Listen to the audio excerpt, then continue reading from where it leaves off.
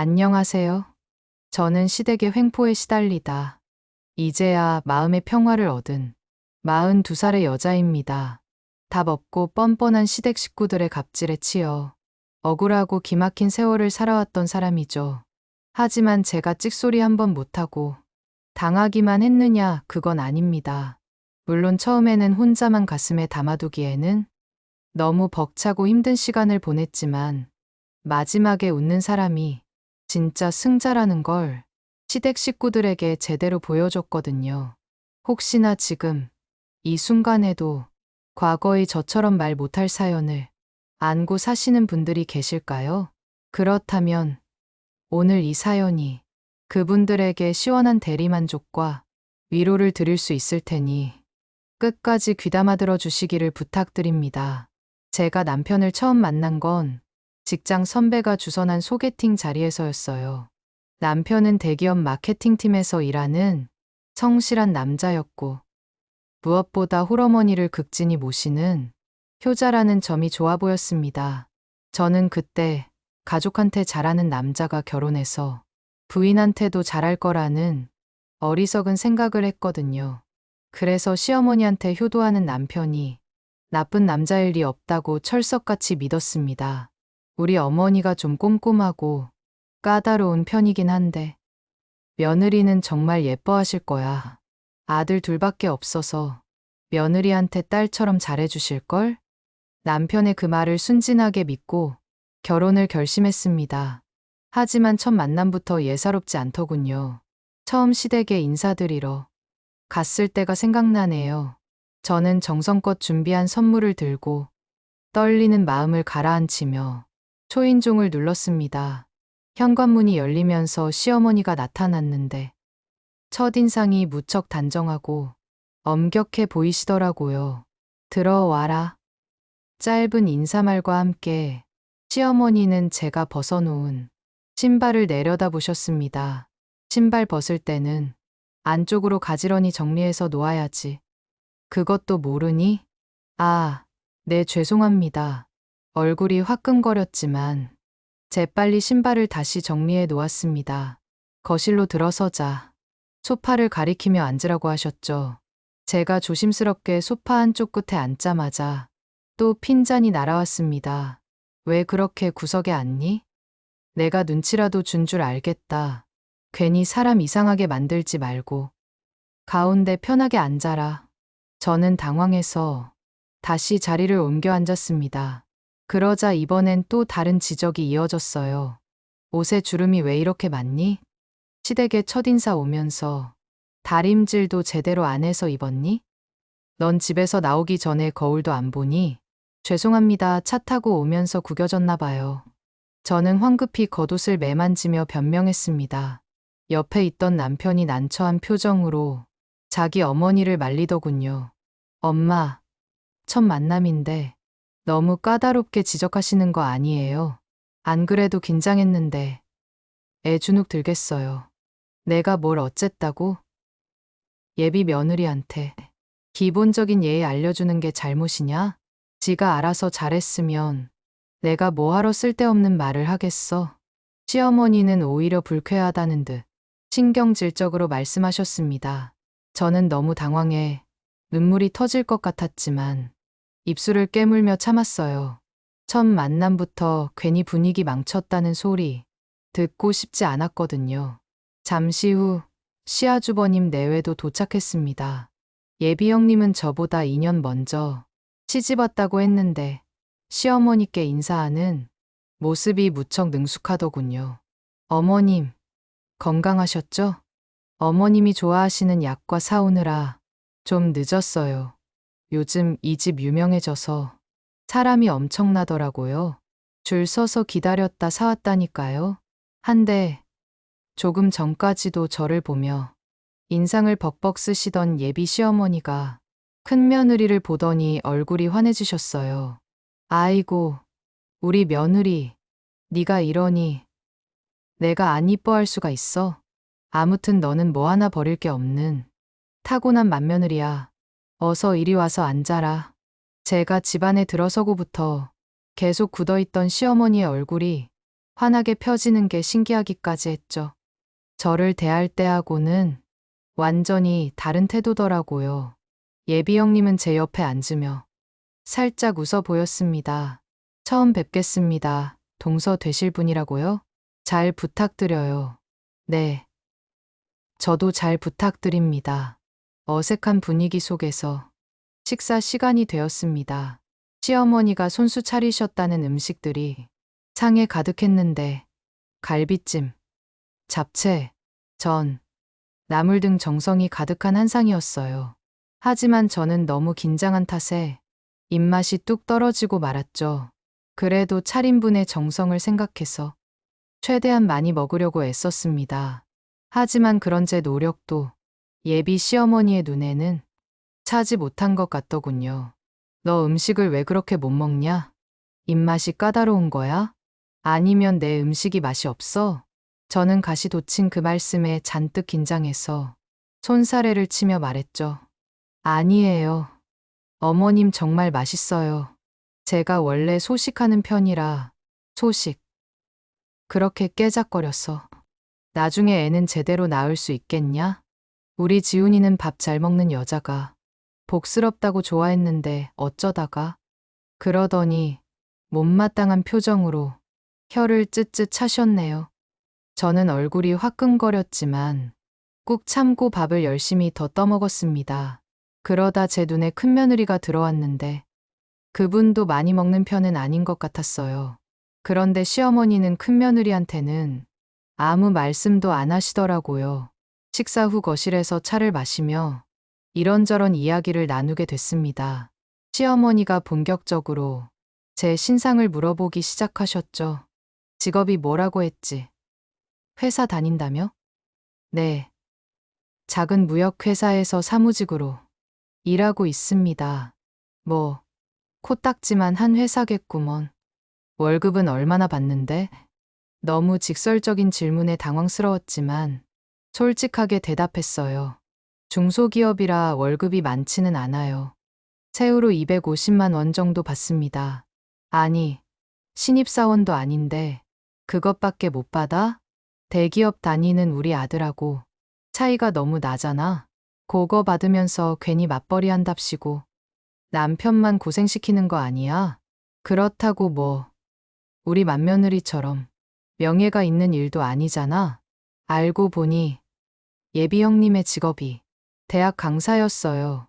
비록 시간 강사이긴 하지만 명문대에서 아이들을 가르친다는 이유만으로 시어머니에게 점수를 많이 받는 것 같더군요. 반면에 저는 이름도 낯선 중소기업에서 적은 월급을 받고 일한다고 하니 대놓고 마뜩자는 표정을 지으셨죠. 그러더니 또 한마디 하셨습니다. 그럴 거면 차라리 회사 그만두고 살림이나 해라. 그런 푼돈은 버나 안 버나 별 차이도 없겠구먼. 순간적으로 너무 당황스러워서 남편을 바라보자 옆에서 도와주려고 노력은 하더군요. 엄마, 요즘 시대가 어떤 시대인데 그러세요? 여자도 일하고 싶으면 해야죠. 넌 가만히 있어. 내가 쟤한테 묻고 있잖아. 너, 말해봐라. 결혼하고도 고작 그딴 회사 계속 다닐 거냐? 모든 시선이 저에게 쏠렸습니다. 특히 시어머니의 날카로운 눈빛을 피하기가 어렵더군요. 그래서 더듬거리며 이렇게 답했네요.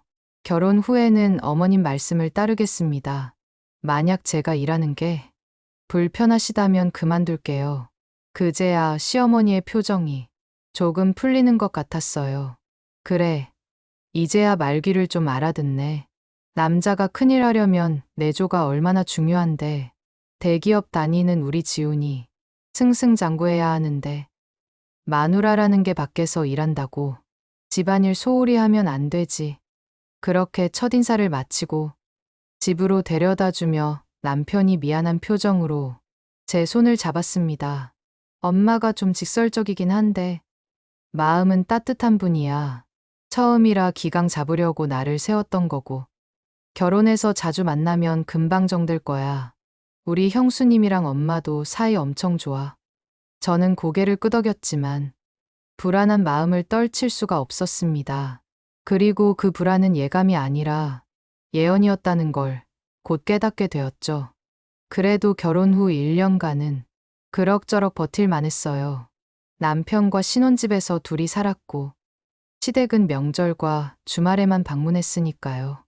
물론 주말마다 시댁에 가는 게 쉽지는 않았지만, 그래도 남편이 잘해주니 견딜만 했습니다. 하지만 본격적인 문제는 제가 아이를 가지면서 시작됐어요. 임신 3개월 차에 접어들었을 때 입덧이 시작됐죠. 너무 심해서 물만 마셔도 토하고 냄새만 맡아도 속이 뒤집혔어요. 회사 출근도 힘들어져서 남편과 상의 끝에 퇴사를 결정했습니다. 퇴사 소식을 들은 시어머니는 무척 기뻐하셨어요. 결혼하자마자 그만두라고 성화를 하셨는데 제가 억지로 버티며 계속 다니고 있었거든요. 그래, 잘 생각했다. 이제야 내가 둘째 며느리 본 기분이 난다. 여자의 본분은 애 낳고 키우는 일이지. 별 볼 일 없는 직장 생활에 낭비할 시간이 어딨어? 그러더니 그때부터 시어머니의 간섭이 본격적으로 시작됐습니다. 너 오늘은 뭐 먹었니? 거의 매일 끼니 때마다 전화가 왔어요. 아침에 한 번, 점심에 한 번, 저녁에 또 한 번. 아침은 토스트 조금 먹었어요. 뭐라고? 토스트? 그래서 뱃속 애한테 영향이 가겠어? 빵 같은 거 먹지 말고 밥 먹어야지. 내가 지금 고기 넣고 묵국 끓여 놓을 테니까. 당장 와서 먹어라. 죄송한데 지금은 좀 힘들어서요. 내일 가면 안 될까요? 얘가 지금 무슨 소리를 하는 거야? 시어미가 밥을 해서 먹으라고 하는데도 싫다는 거야? 네가 배가 불렀지? 당장 오지 못해? 시어머니의 서슬퍼런 말씀을 도저히 거절할 수가 없었습니다. 그래서 지하철로 1시간이 넘게 걸리는 거리를 힘겹게 찾아갔죠. 입덧이 심해서 가만히 있어도 속이 뒤집어지는 상태에서 지하철을 타는 건 정말 고역이었어요. 고생 끝에 시댁에 도착하면 시어머니는 이미 음식을 가득 차려놓고 계셨습니다. 어서 와라 이것 봐. 국도 끓이고 소고기 장조림도 했다. 애를 위해서 밥도 공기는 먹어야 해. 감사합니다, 어머님. 근데 제가 입덧이 심해서 입덧. 그런 건 다 마음먹기에 달린 거야. 누구는 임신 안 해봤어? 나는 시어머니 시집살이 하면서 삼시세끼 다 해다 바쳤어도 입덧이라는 걸 몰랐다. 유난 떨지 말고 어서 먹어. 그렇게 나약해서야 우리 지훈이 크게 되도록 뒷바라지 하겠어. 그래서 하는 수 없이 저는 속이 뒤집히는 걸 억지로 참으며 밥을 먹어야 했습니다. 한 숟갈 떠먹을 때마다 구역질이 올라왔지만 시어머니의 눈초리가 무서워 참고 참았죠. 그래도 타박은 계속됐어요. 왜 그렇게 천천히 먹니? 너 며느리 임신했다고 이렇게 진수성찬 차려주는 시어미가 또 있는 줄 알아? 호강하는 거 고맙게 생각하고 빨리 먹으란 말이야. 네, 어머니. 한데 겨우 한 공기를 꾸역꾸역 다 먹고 났더니 시어머니가 다시 밥을 퍼주셨어요. 그때는 정말 하늘이 노랗게 보이더군요. 한 공기 더 먹어라. 애가 크려면 엄마가 평소보다 많이 먹어야 해. 사람이 둘인데 예전처럼 먹어서 어떻게 버티겠니? 어머니, 이제 정말 배가 불러서 더는 도저히 못 먹겠어요. 해준 사람 맥 빠지게. 계속 그딴 소리 하지 말고 어서 먹어. 결국 어머니가 퍼주신 밥을 억지로 다 먹고 나면 시댁을 나서자마자 토하기 일쑤였습니다. 늘 그런 식이었어요. 시어머니는 상대의 기분이나 상황은 생각하지 않으시고 당신이 원하는 방식을 고집하며 생색내셨죠. 제가 힘들어서 남편한테 하소연하면 시어머니의 말만 들은 남편까지 이렇게 말하곤 했습니다. 솔직히 말해서 자기는 고마워해야 하는 거 아니야? 며느리 임신했다고 그렇게까지 해주는 시어머니가 어디 있냐? 친구들한테 다 물어봐. 엄청나게 부러워할걸? 내가 그랬지. 우리 엄마 겉으로는 차가워 보여도 속은 안 그런 분이라고. 정말 속 터지는 소리였어요. 그렇다고 고마워하라는 남편에게 계속 같은 불평을 하면 시어머니 욕을 한다고 생각해 부부 사이까지 나빠질 것 같더라고요. 그래서 참는 데까지는 참아보자고 생각했습니다. 하지만 이런 일이 몇 번이나 반복되다가 보니 견디기가 힘들었어요. 그래서 하루는 슬쩍 시어머니 전화를 피해 봤답니다. 그런데 제가 전화를 받지 않은 다음 날 아침, 요란하게 초인종이 울렸어요. 갑자기 불길한 생각이 들더군요. 아침부터 달리 찾아올 사람이 없다고 생각했거든요. 역시나 문을 열었더니 시어머니가 도끼 눈을 뜨고 서 계셨어요. 너 왜 전화를 안 받니? 혹시 애한테 무슨 일 있는 거 아니지? 아니에요. 어머님 그냥 너무 피곤해서 일찍 자느라 몰랐나 봐요. 죄송해요. 얼마나 퍼질러 자길래 시어미 전화도 못 받아? 임신했다고 그렇게 많이 자면 안 되는 거야. 애가 게을러진다고 이거 집구석 좀 봐라. 설거지가 그대로 있네. 냄새하며 아이고 이러면 바퀴벌레 꼬이는 거 몰라? 시어머니는 거침없이 들어오시더니 집안을 둘러보며 잔소리를 시작하셨습니다. 당황한 저는 얼른 부엌으로 가서 남편 아침 먹이고 치우지 못한 설거지를 했어요. 아침에 일어나 밥상을 차려주고 나면 피곤해서 한숨 자고 싶었는데 하필 밀어놓은 설거지를 들키고 만 겁니다. 어머니는 설거지하는 저를 보면서도 계속 잔소리를 하셨어요. 임신했다고 이렇게 게으르게 살면 안 돼. 몸을 많이 움직여야 순산한다고. 매일 집 정리하고 청소하고 그래야지.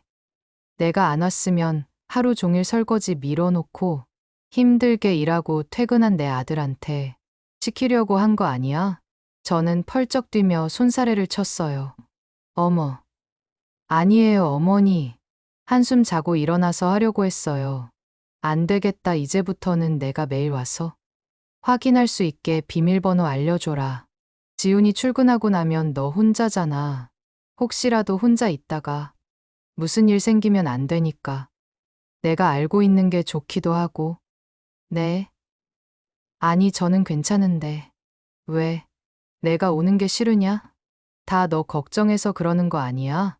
며느리 이렇게 걱정하는 시어미가 또 있을 것 같아? 빨리 내 핸드폰으로 문자 메시지 보내놔라. 네. 알겠습니다. 결국 저는 시어머니께 신혼집 비밀번호를 알려드릴 수밖에 없었습니다. 걱정되는 마음에 남편한테 얘기해도 그게 뭐가 문제냐는 반응이었죠. 엄마가 자기랑 애 걱정돼서 그러시는 거잖아. 좋게 생각해. 하지만 그때부터 저는 지옥 같은 시간을 보내야 했어요. 긴장감 때문에 제 집에서 편하게 쉴 수가 없었거든요. 언제 시어머니가 들이닥치실지 몰라? 늘 긴장해야 했고 피곤해도 집안일을 미룰 수가 없었죠. 역시나 어머니는 예고도 없이 갑자기 찾아오기 일쑤였습니다. 제가 낮잠을 자고 있으면 밤에 잠 안 온다고 깨우셨고 TV를 보고 있으면 전자파 몸에 안 좋다며 끄셨습니다. 핸드폰을 보고 있어도 눈 나빠진다고 빼앗으셨죠. 임산부는 좋은 생각만 하고 태교에 좋은 것만 봐야 해. TV, 드라마나 핸드폰 같은 건 태교에 아무짝에도 도움이 안 된다고 그러면서 클래식 음악만 들으라고 하시고 태교 동화책만 읽으라고 하셨어요.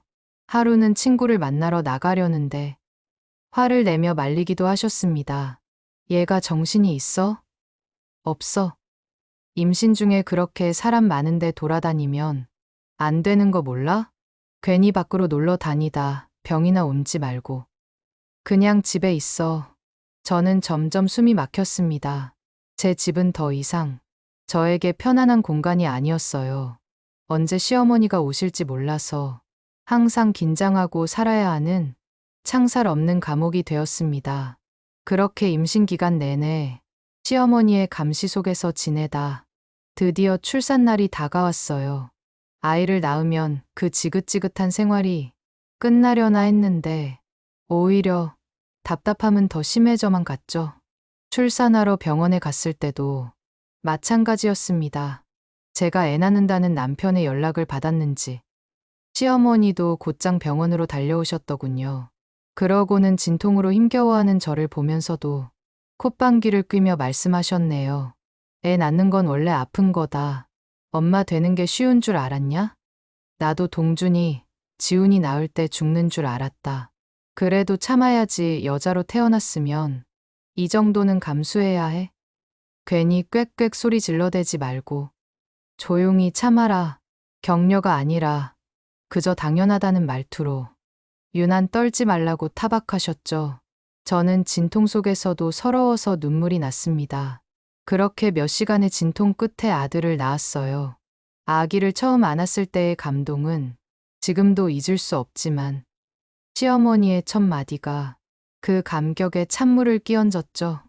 아들이라 다행이네. 아무짝에도 쓸모없고 돈만 잡아먹는 딸이었으면 어쩔 뻔했니? 잘했다. 이제야 시집와서 뭐 하나 제대로 한 게 있구나.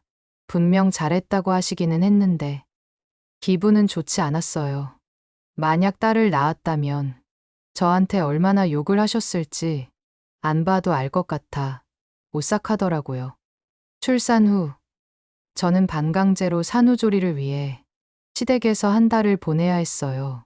저는 예약해 놓은 산후조리원에 들어가려고 했는데 시어머니가 거세게 반대하셨거든요. 조리원은 무슨 애 하나 낳았다고 유세 떨기는 괜히 남들 한다고 그런 거 다 따라 해봤자 돈만 나가고 잘못하면 애 병이나 옮는다.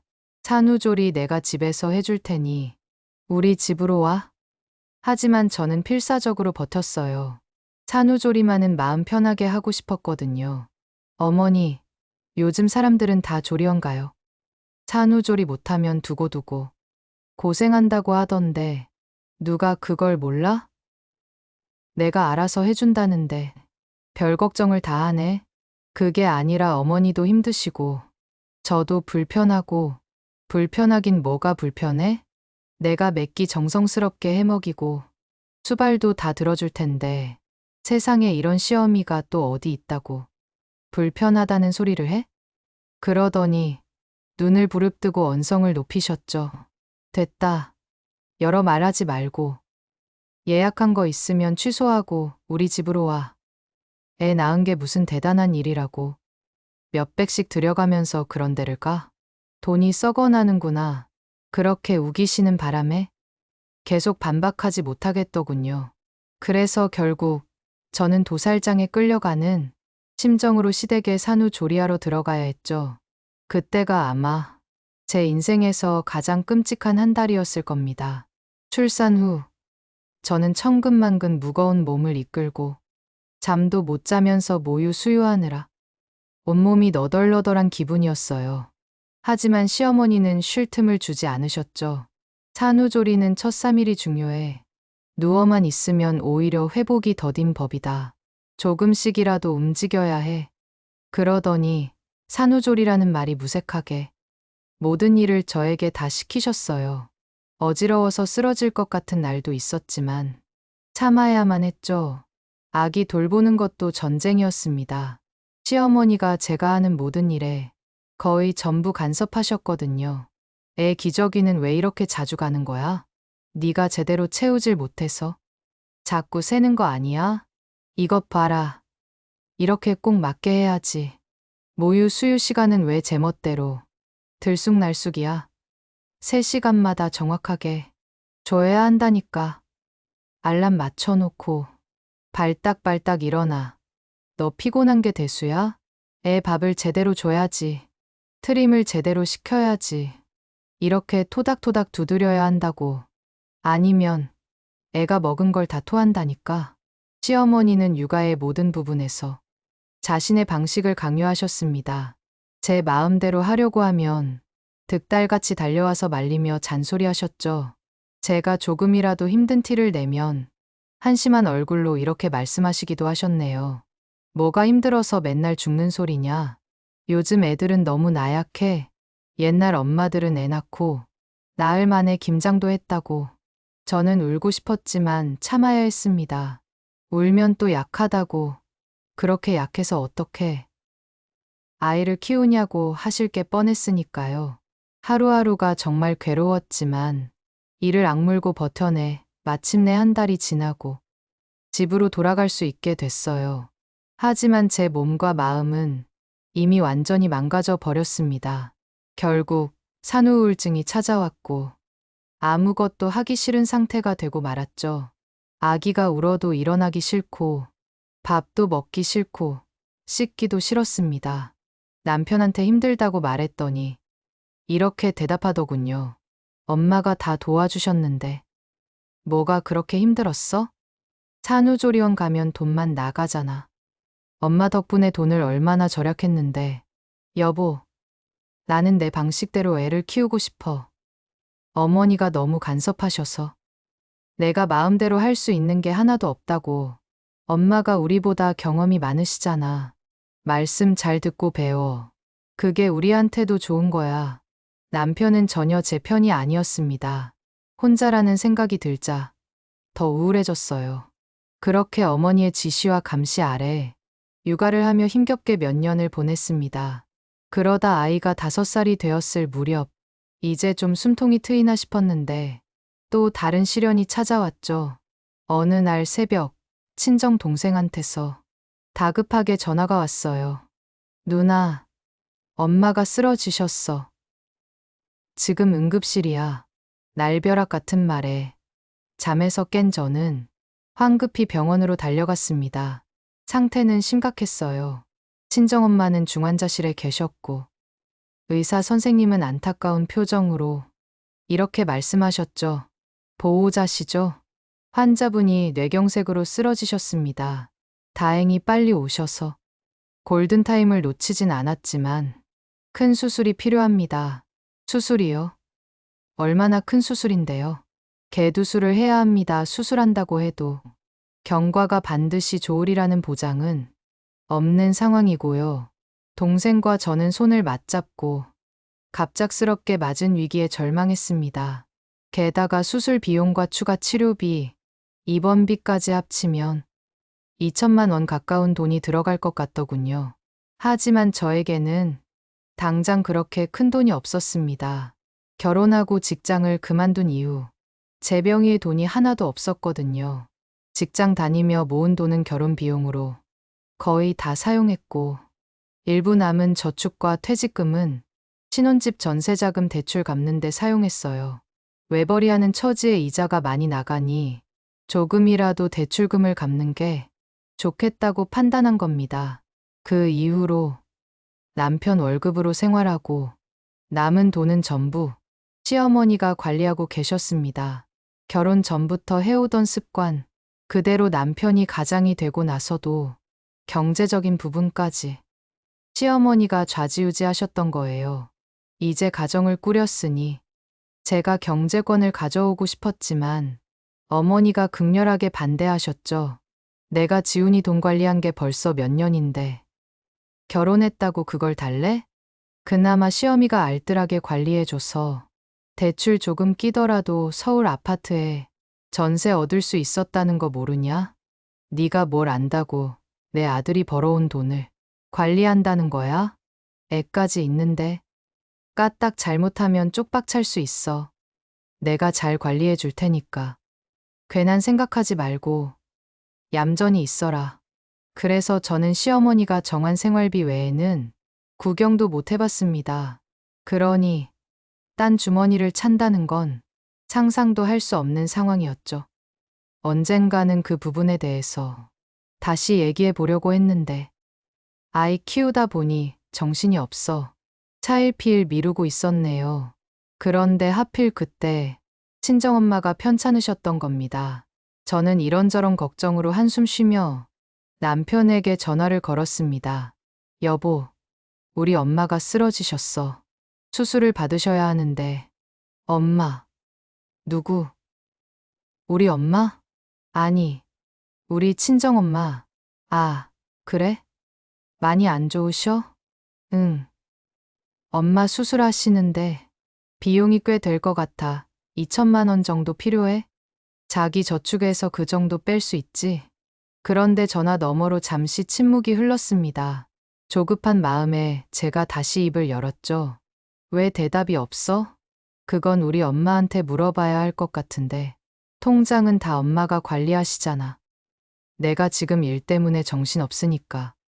자기가 직접 물어봐. 근데 뺄 돈이나 있을지 모르겠다. 우리 결혼할 때 거의 다 사용해서. 당신도 거기 얼마나 들어있는지 모른단 말이야? 당연하지. 난 월급 탄 그대로 엄마한테 다 드리고 용돈 타서 살잖아. 자기가 물어보지 그랬어. 내가 물어보면 남편이 벌어온 돈에 왜 눈독을 들이냐고 역정 내시잖아. 나도 마찬가지야. 엄마 못 믿느냐고. 화내고 섭섭해 하셔서 못 물어봤어. 궁금하면 자기가 전화해서 사정 설명하고 물어봐. 그래서 저는 할 수 없이 떨리는 마음을 가라앉히며 시어머니께 전화를 드렸습니다. 어머님, 저희 친정엄마가 급하게 수술을 받으셔야 할 것 같아요. 뭐, 그래서? 차갑고 무뚝뚝한 목소리였어요. 사돈이 수술 받는다는데 어디가 어떻게 아픈 건지 묻지도 않으셨죠. 수술비가 2천만 원 정도 드는데 저희가 모아둔 돈 좀 써도 될까요? 뭐, 너희 돈이 어딨어? 결혼할 때 다 썼지. 전세는 누가 공짜로 빌려주냐? 결혼한 지가 벌써 2년이 넘었는데 그동안 모은 돈도 꽤 되지 않아요? 저축해야 한다고 생활비도 최소한으로 주셨잖아요. 얘가 왜 이렇게 답답한 소리를 해? 너 생활비 주는 게 다냐? 지훈이 용돈 쓰지. 전세자금 대출 이자 나가지. 남는 게 있는 줄 알아? 대출은 제 저축이랑 퇴직금으로 많이 갚았잖아요. 남은 금액에서 이자 나가봐야 한 달에 15만 원도 안 될 텐데 네 남편이 아무리 대기업 다닌다지만 월급쟁이는 월급쟁이야. 무슨 떼돈이라도 버는 줄 알아? 아무튼 너희 친정에 퍼줄 돈 없으니 그런 줄 알아라. 그러더니 제 말은 더 듣지도 않고 전화를 끊어버리셨어요. 앞이 캄캄해진 저는 한참을 고민하다 일단 카드로 병원비를 계산하고 뒷일을 생각하기로 했죠. 그런데 몇 시간 후 시어머니가 저희 친정엄마가 입원해 계신 병원에 찾아오셨습니다. 저는 당연히 사돈이 입원했다는 소식을 듣고 안부를 확인하러 오셨다고 생각했어요. 전화를 끊자마자 달려오신 걸 보고 그래도 저희 엄마를 걱정해 주시는 것 같아 돈 때문에 서운했던 마음이 조금 풀리더라고요. 어머니, 어떻게 여기까지 오셨어요? 전화 끊고 바로 준비해서 오신 거예요? 그래. 사부인은 좀 어떠시니? 아직 안 좋아요. 수술하셨는데 중환자실로 가셔서. 아직 깨어나지 못하셨어요. 사람 목숨 생각보다 질긴 법이다. 금방 큰일 나시는 거 아닐 테니 너무 걱정하지 말아라. 네. 감사합니다. 이렇게 직접 와주시고. 근데 병원비 말이야. 네 동생은 도움이 안 되는 거냐? 아, 그게 제 동생은 아직 학생이라. 그 말에 시어머니가 뭔가 마음에 안 드는 표정을 짓더니 마른 기침을 하셨어요. 예. 나 목이 좀 마르니 물 좀 갖다 다오. 그래서 제가 얼른 일어나 병원 복도에 있는 정수기로 가서 물을 한 잔 떠왔습니다. 한데 그때 눈앞에 펼쳐진 광경을 보고 그만 입을 떡 벌리고 말았어요. 시어머니가 제 지갑에서 카드를 모조리 꺼내서 가위로 싹둑싹둑 자르고 계셨던 겁니다. 저는 기겁해서 달려가 소리쳤어요. 어머니, 지금 뭐 하시는 거예요? 그걸 왜 자르세요? 내가 가만히 생각해 보니 네가 생각 없이 카드로 병원비 결제하고 그 뒷감당은 지훈이한테 떠넘길 것 같은 생각이 들더라. 내가 그 꼴은 못 보지. 그 말을 듣자 실망스럽고 황당한 마음에 눈물이 왈칵 솟았습니다. 뭐라고요? 그럼 저희 엄마 걱정해서 오신 게 아니라 제가 카드로 병원비 낼까봐 걱정돼서 가위까지 챙겨서 오신 거예요? 겸사겸사 온 거지. 아무튼 너희 친정 일로. 우리 지훈이 절대 힘들게 하지 말아라. 일단 시집 왔으면 친정 일에는 관심을 딱 끊어야 하는 거야. 어머니 어떻게 이러실 수가 있어요? 다른 것도 아니고 사람 목숨이 걸린 일인데 얘가 왜 나한테 신경질이야? 내가 너희 엄마 쓰러지시게 했냐? 그러게 없이 살면 자기 몸은 알아서 잘 관리했어야지. 쥐뿔도 없는 주제에 대충 사니까 나중에 이렇게 자식들한테 짐이 되는 거 아니냐? 지금 말씀 다 하신 거예요.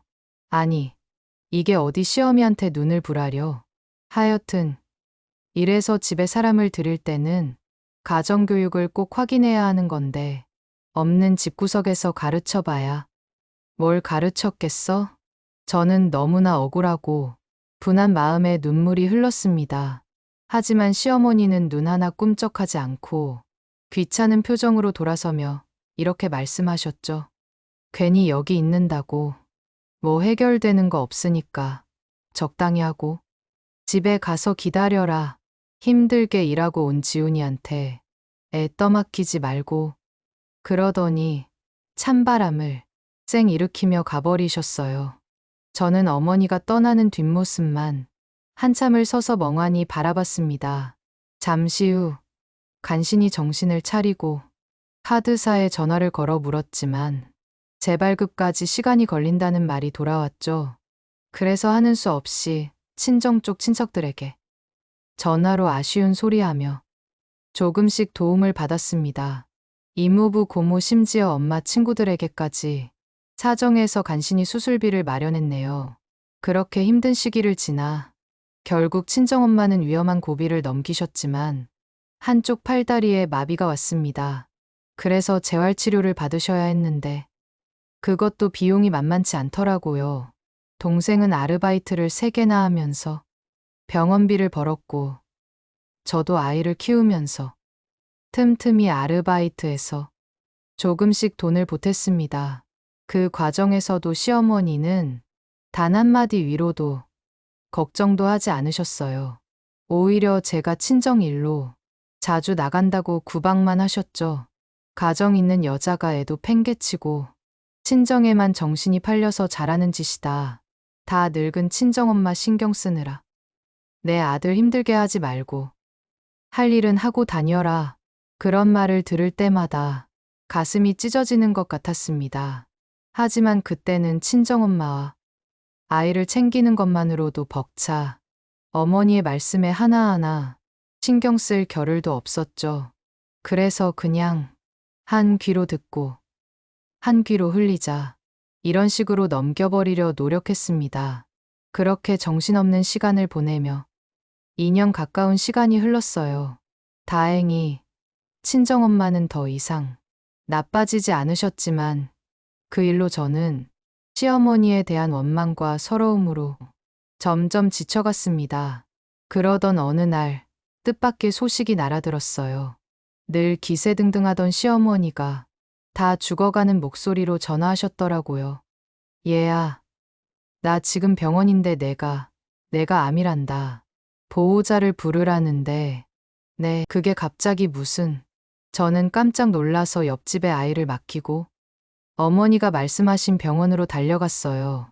남편도 전화를 받았는지 회사에서 조퇴했더라고요. 진료실 앞에서 만난 시어머니는 많이 초췌해 보이셨습니다. 저희는 어머니와 함께 자세한 설명을 듣기 위해 진료실로 들어갔어요. 담당 의사 선생님은 심각한 표정으로 어머님의 진단서를 보여주며 말씀하셨습니다. 위암이 많이 진행된 상태입니다. 빨리 수술을 하셔야 할 것 같네요. 전이가 진행된 상태라 항암 치료도 병행해야 합니다. 수술 후 예후를 봐야 정확히 알겠지만 지금 상태로는 5년 생존율이 50% 정도라고 봐야 할 것 같네요. 진료실을 나온 시어머니는 눈물을 펑펑 흘리셨어요. 평소에 한 번도 우는 모습을 보인 적 없던 분이 그렇게 우시니 저도 마음이 안 좋았습니다. 비록 마음속에는 시어머니에 대한 앙금이 남아 있었지만 사람의 생사가 오가는 일에 그런 꽁한 마음을 내세우지는 않았죠. 어머니, 너무 걱정하지 마세요. 우리나라 의술이 세계적이라잖아요. 치료 잘 받으시면 괜찮으실 거예요. 하지만 어머니는 마음이 많이 약해지셨는지 생전 처음 듣는 말씀을 하시더군요. 아니다, 아무래도 내가 이제 얼마 못 살 것 같아. 손주들 더 크는 거 보고 가야 하는데. 그러더니 눈물을 뚝뚝 흘리며 제 손을 잡고 이렇게 말씀하셨어요. 미안하다. 그동안 내가 너한테 너무 매몰차게 굴었어. 사실 나도 시집살이를 무섭게 당했는데 나는 안 그래야지 하면서도 똑같이 대물림한 것 같다. 갑작스러운 사과에 놀란 저는 뭐라고 대답해야 할지 몰라 입술만 꼭 깨물었죠. 우리 아들 지훈이 잘 부탁한다. 애도 잘 키워주고. 어머니, 그런 말씀 하지 마세요. 병원에서 하라는 대로 잘하시면 괜찮아지실 거예요. 하지만 그런 제 말은 위로가 되지 않는지 어깨를 늘어뜨리고 병실로 들어가셨습니다. 어머니의 뒷모습을 보며 눈물을 훔치던 남편이 저를 보고 말했죠. 여보, 엄마 수술 받으셔야 해. 비용이 좀 많이 들 것 같은데. 얼마나? 수술비랑 항암치료, 비용 합치면 3천만 원 정도 들 것 같아. 사람 일 한 치 앞도 모른다더니 저희 친정엄마가 몸 관리 못하셔서 큰돈 쓴다고 타박하시던 시어머니는 정작 더 비싼 치료를 받게 되셨더군요. 저는 쓴웃음이 나왔지만 아무 말도 하지 않았습니다. 아무리 미운 시어머니라도 사람 목숨이 달린 일인데 모른 척할 수는 없으니까요. 알았어. 다른 것도 아니고 편찮으신 건데 어떻게든 치료받으시게 해야지. 당신 월급 받는 거 어머니한테 꼬박꼬박 드렸으니까 그 돈이면 충분할 거야. 남편은 안도하는 표정을 지었어요. 하지만 곧 미안한 표정으로 한참 늦은 말을 꺼내더군요. 저기, 이렇게 되고 보니까 예전에 장모님 편찮으실 때 내가 너무 무심했다는 생각이 들어 미안해. 그 말에 저는 울컥했지만 아무 말도 하지 않았어요. 거기서 입을 열었다가는 서러움이 폭발해 시어머니가 아프시든 말든 모른 척하고 싶다고 소리칠 것 같았거든요. 그런데 얼마 후 정작 이 말이 저희 남편의 입에서 튀어나올 줄은 상상도 못했습니다. 수술 날짜를 잡고 갖가지 검사를 하며 입원비와 치료비가 쌓여가자 남편이 어머니에게 이런 말을 꺼냈죠. 엄마, 치료비 해야 하니까 저희 예금 모은 거 좀 찾아야 할 것 같아요. 하지만 어머니에게서는 전혀 예상하지 못한 대답이 날아왔습니다. 뭐, 돈? 아니, 치료비를 그 돈으로 하겠다고? 황당하긴 했지만 남편은 어머니가 괜한 말씀을 하신다고 생각했는지 다시 한번 말했어요. 당연하죠. 제가 매달 월급 받은 거 다 보내드렸는데 다른 돈이 있을 리 없잖아요. 이 사람도 엄마가 주시는 돈만 받아서 사느라 얼마나 아끼면서 살았는데 못돼도 5천은 넘게 모였죠. 아니, 내 월급에서 생활비 뺀 거 계산하고 몇 년이니까 적어도 7천은 모였을 것 같은데요. 그렇죠? 하지만 잠시 후 기막힌 일이 일어났습니다. 남편의 말을 들은 시어머니가 갑자기 울상을 짓더니 믿기 힘든 말씀을 털어놓으신 겁니다. 지훈아, 미안하다. 사실 내가 돈이 없어. 그 돈으로 투자를 잘못해서. 네. 그게 무슨 말씀이세요? 투자를 잘못하다니요. 제가 드린 돈으로요?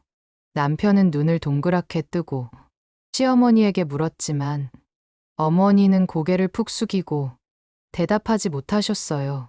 마음이 급해진 남편이 어머니가 편찮으신 것도 잊었는지 목소리를 높이더군요. 엄마, 왜 말씀을 못하세요? 제가 드린 돈으로 투자했다가 잘못된 거냐고 묻잖아요. 대체 뭘 해서 얼마를 날리신 건데요?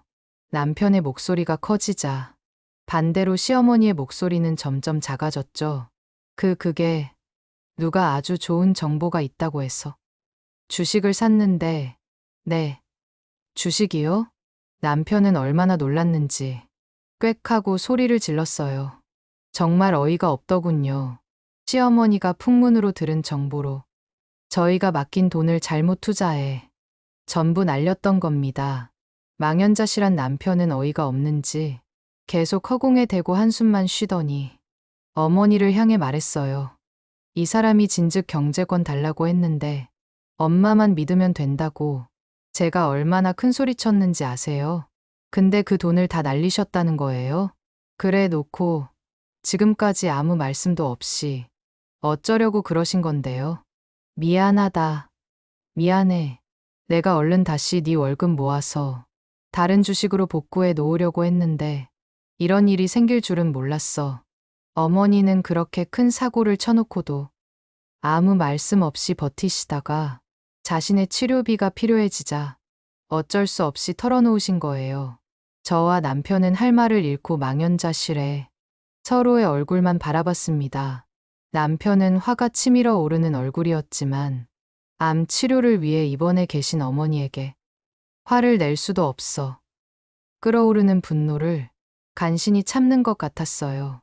저도 어이가 없었지만 뭐라고 할 말이 떠오르지 않더군요. 그렇게 며칠이 흘렀습니다. 그동안 한참을 고민하던 남편은 결국 대출을 선택했어요. 여보, 미안해. 아무리 엄마가 돈 날리신 게 어이없어도 저대로 수술도 못 받으시게 할 수는 없잖아. 내가 또 열심히 벌어서 얼른 갚을 수 있도록 노력할게.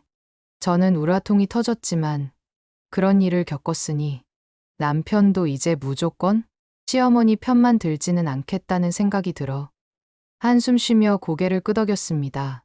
어차피 없어진 돈 어쩔 수 없잖아. 일단 어머니부터 수술받게 해드리고 나서 생각해야지. 그러자 남편이 제 손을 덥석 잡으며 또 사과하더군요. 미안하고 고마워. 자기가 경제권 달라고 할 때 그 말을 들었어야 하는 건데 면목이 없네. 당신은 애도 맡기고 이렇게 우리 엄마 병원에서 간병하는데 나는 장모님 병원에 몇 번 가지도 않고 이제와 생각해 보니 내가 정말 못된 인간이었어. 남편은 남 일이라 생각했던 일을 자기가 당하고 나서야 저와 친정에 무심했음을 후회했어요. 하지만 이미 제 가슴에는 지울 수 없는 상처가 남은 다음이었죠. 그래도 저는 제가 할 일은 하려고 노력했습니다. 남편이 그랬다고 저도 똑같은 인간이 되기는 싫었거든요. 그래서 아이를 어린이집에 보내고 나면 바로 시어머니 병원으로 가서 출근하는 남편을 대신해 시어머니를 돌봐드렸습니다. 한데 어머니가 그렇게 예뻐하시던 아주버님과 형님은 바쁘다는 핑계로 주말에만 빗죽 얼굴 내밀고 가는 게 전부였죠. 그래서 어머니도 이번에는 과거 자신이 저지른 일을 후회하며 저에게 진심으로 미안해하실 거라고 생각했어요. 하지만 그런 제 생각이 얼마나 어리석은 것이었는지 깨닫게 되기까지는 그리 오랜 시간이 걸리지 않았습니다. 며칠 후 장장 7시간이 걸리는 대수술이 끝났어요. 수술실 앞에서 기다리는 동안 남편은 계속 손을 비비며 불안해하더군요. 저도 긴장됐지만 솔직히 남편만큼은 아니었습니다. 긴 기다림 끝에 수술이 끝나고 나온 의사 선생님이 저희를 보며 말씀하셨어요. 수술은 잘 끝났습니다. 다행히 전이는 생각보다 적었지만 앞으로 항암 치료는 받으셔야 합니다. 남편은 한숨을 쉬며 고개를 끄덕였죠. 일주일 후 중환자실에 계시던 어머니가 일반 병실로 옮기셨어요. 그때부터 본격적인 저의 병간호가 시작됐습니다. 남편과 교대로 보호자 침대에서 쪽잠을 자며 버틴 지 한 달 만에 어머니는 건강을 많이 회복하셨죠. 바로 그맘때 본격적인 문제가 발생했습니다. 하루는 시어머니가 화장실에 가서 자리를 비우신 사이에 어딘가에서 문자 메시지 알림음이 울리더군요. 무심코 고개를 돌리다 어머니 핸드폰에 온 메시지 알림을 보게 된 겁니다. 그런데 그 내용이 심상치 않았어요. 어머니, 보내주신 돈 잘 받았어요. 매번 감사합니다. 발신자는 다름 아닌 큰며느리였습니다. 저는 의아한 마음에 더 자세한 내용이 궁금해졌어요. 치료받느라 돈이 필요한 건 어머님이었는데 오히려 형님이 어머님에게 돈 받고 감사 인사를 한다니 뭔가 이상했거든요. 그래서 잠시 고민하다 궁금증을 이기지 못하고 나머지 메시지도 눌러 대화 내용을 자세히 보게 됐습니다. 그렇게 시어머니와 형님 사이에 대화를 엿보게 된 저는 기겁하며 입을 틀어막을 수밖에 없었죠. 큰애야, 네가 부탁한 5천만 원 보냈다. 이번에는 꼭 교수 임용되어야지. 감사해요. 어머니 서방님네는 모르죠. 당연하지. 걔네가 알면 난리 날 테니 너희도 들키지 않게 조심해라. 지난번에 보내준 돈도 잘 받았지? 그럼요. 덕분에 학과장하고 전임 교수들한테 돈 봉투 쫙 돌렸어요. 제가 교수 임용되면 다 어머님 덕이에요. 정말 감사합니다. 그리고 다음 메시지를 읽는 순간 저는 너무 놀라서 하마터면 주저앉을 뻔했어요. 이번 병원비도 지훈이네가 대출받아서 다 냈는데 보험회사에서 병원비로 쓴 돈 거의 다 나올 것 같더라. 지훈이한테는 나 보험 들었다는 말도 안 해서 돈 나오는 거 몰라. 보험에서 돈 받으면 또 보내주마. 그걸로 명품 선물도 하나씩 싹 돌려. 이번에는 우리 맏며느리가 꼭 교수 돼야지. 감사합니다. 어머니. 역시 어머님밖에 없어요. 저는 핸드폰 든 손을 부들부들 떨며 한참을 그대로 서 있었습니다. 어머니가 말씀하신 모든 것이 거짓말이었던 거예요. 저희 남편이 드린 월급을 주식으로 날렸던 게 아니라 고스란히 형님을 교수 만들기 위한 돈으로 써버린 겁니다.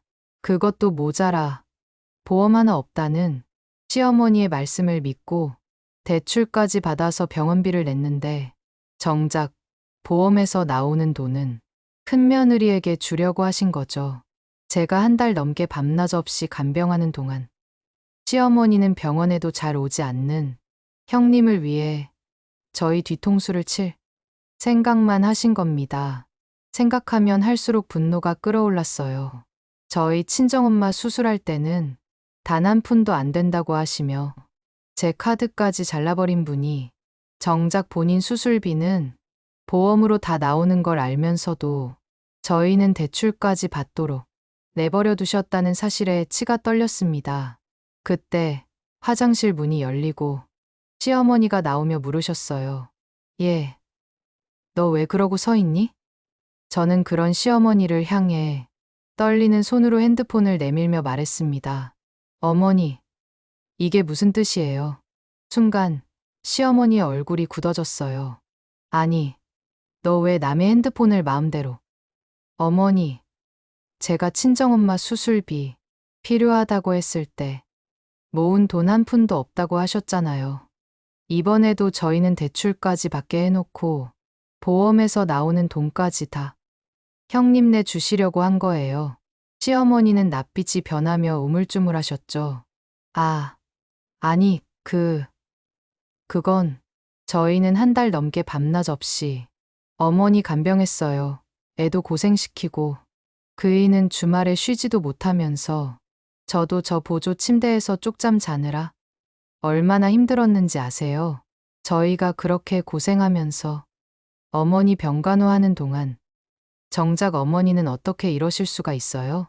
제 목소리가 커지자 마침 퇴근해서 병원에 들른 남편이 안으로 뛰어 들어왔습니다. 이게 무슨 일이야? 당신 왜 엄마한테 소리를 질러? 저는 한숨을 쉬며 천천히 시어머니 핸드폰 메시지를 남편에게 보여주었어요. 그러자 영문을 모르고 메시지를 읽던 남편의 얼굴이 사색이 되었습니다. 이게 사실이야? 엄마, 말씀 좀 해보세요. 남편이 눈을 희번덕거리며 묻자 시어머니가 부들부들 떨며 변명하려고 안간힘을 쓰시더군요. 지훈아, 엄마가 다 설명할게. 설명은 무슨 설명? 우리는 엄마가 주식으로 돈 다 날렸다는 말을 믿고 대출까지 받았는데 엄마는 보험에서 나오는 돈까지 싹싹 긁어서 형수 뇌물줄 돈을 만들었단 말이잖아. 병실은 순식간에 아수라장이 됐습니다. 남편은 배신감에 소리를 질렀고 시어머니는 어쩔 줄 모르며 변명을 늘어놓으셨죠. 저는 그 모습을 멍하니 바라보며 중얼거렸어요. 아, 내가 그동안 뭘 한 거지? 너무나 허무했습니다. 그동안 참고 견디며 살아온 세월이 너무나 멍청하게 느껴져 허탈한 웃음만 나왔어요. 그 순간 갑자기 남편이 제 손을 잡으며 거칠게 소리쳤습니다. 엄마, 돈이랑 간병은 다 저희한테 받으면서 어떻게 이렇게 뒤통수를 치실 수가 있어요? 다시는 이 사람도 저도 찾지 마세요. 뭐야? 너 지금 병든 엄마를 버리겠다는 거냐? 버리긴요. 엄마가 둘째 아들, 허수아비 만들면서 그렇게 챙기려고 한 큰아들네가 있잖아요. 그게 무슨 멍청한 소리야? 내가 너희 형네만 잘 되라고 그런 거냐? 집안에 교수 하나 있으면 나만 좋아? 온 가족이 좋자고 하는 일이야. 그게 얼마나 큰 명예냐? 저는 그런 명예 필요 없어요. 남한테 뇌물이나 먹여가면서 얻는 교수 자리가 무슨 명예예요? 너 그깟 돈 좀 썼다고 이러는 거냐? 막말로 대기업 다니는 너는 몇 년만 또 바짝 모으면 금방 모을 수 있잖아. 그리고 너희 형수가 교수만 되면 그 돈 얼마든지 갚을 수 있어. 엄마는 지금도 뭐가 문제인지 전혀 몰라요. 됐어요. 엄마는 그렇게 형네 돈 퍼주시면서 이 사람은 친정엄마 치료비도 못 내게 그 난리를 치신 거잖아요. 그것도 제가 번 돈을 움켜쥐고 마음대로 하시면서요. 오늘 이 순간부터 그냥 둘째 아들 없다고 생각하세요. 그러더니 제 손을 끌고 무작정 병실을 나와서 입을 꾹 닫고 운전만 했어요. 그렇게 한참 만에 집 앞에 도착해서야 남편은 어렵게 입을 열었습니다. 미안해, 내가 지금까지 엄마를 너무 몰랐어. 하지만 저는 좋은 말이 나가지 않았어요. 이제 와서 미안하다고 다 되는 줄 알아? 내가 어머니한테 그렇게 당하는 동안 당신은 늘 어머니 편이었잖아. 정말 잘못했어. 엄마가 잔소리가 좀 심하신 편이라고는 생각했지만 음식도 열심히 해주시고 우리 생각을 많이 해주신다고 생각했어. 근데 이번 일은 나도 충격이야. 그래서 이제 어쩔 건데? 아까 말했잖아. 우리는 할 만큼 했어. 수술도 해드리고 간병도 해드리고 이제 남은 항암은 그렇게 애타게 걱정하는 형네 수발 받으면서 하시면 되겠지. 솔직히 지금 마음 같아서는 아프시든 말든 모른 척하고 싶어. 남편은 분노에 찬 표정으로 말했지만 저는 그게 무슨 의미가 있나 싶었어요. 아니, 이미 늦었어. 이건 어머니 문제가 아니라 우리 문제야. 그게 무슨 소리야? 당신은 그동안 한 번도 내 편이 된 적이 없잖아. 어머니가 나를 괴롭힐 때도, 친정엄마 수술비가 필요할 때도 당신은 늘 어머니 편이었어. 그건 이제 나도 지쳤어. 더 이상 당신을 믿고 살 수가 없을 것 같아. 차가운 제 태도에 놀란 남편은 연신 사과하며 용서를 빌었어요. 하지만 이미 상처로 얼룩진 제 마음은 쉽게 변하지 않았고 저희는 그날 이후 각방을 쓰게 됐습니다. 결국 어머니의 간병은 그토록 싸고 돌던 큰아들네 차지가 되었죠. 그런데 며칠 후 웃기는 일이 벌어졌습니다. 큰며느리가 도저히 시어머니 간병을 할 수 없다며 요양병원에 모시자고 한 겁니다. 동서, 나는 어머님 성격이 그렇게 까다로운 줄 몰랐어. 우리는 도저히 어머니 간병 못하겠어. 요양병원에 모셔야 할 것 같으니까 병원비 좀 보태줄래? 저는 어이가 없어 이를 갈며 말했습니다. 형님, 지금 그런 말이 나와요? 그동안 저희 돈으로 교수 자리 얻으려고 뇌물 바친 거 다 아는데 너무 뻔뻔한 거 아니에요? 어머, 그 말이 왜 나와? 그거랑 이 문제는 별개지. 별개는 무슨. 보태주고 싶어도 저희는 형님한테 몇 년간 모은 돈 다 털리고 대출까지 받아서 어머니 병원비 대느라 개털됐다고요. 어머님이 보험금 타면 형님 드린다고 했으니까 그걸로 요양병원 모시든 뇌물을 더 바치든 알아서 해요. 그러고 전화를 끊었는데 남편도 제가 통화하는 소리를 들었는지 고개를 절레절레 흔들더군요. 그런 일이 있고 몇 주 만에 결국 시어머니가 요양병원으로 가셨다는 소식이 전해졌지만 찾아가는 사람은 거의 없다고 하더군요.